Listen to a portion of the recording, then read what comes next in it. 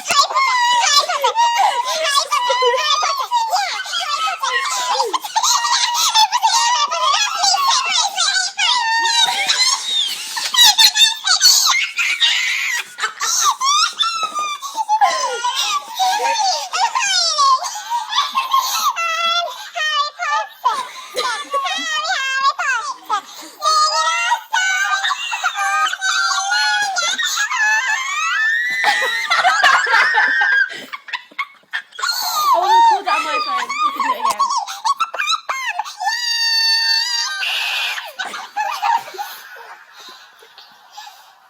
Nice and money there, Amy.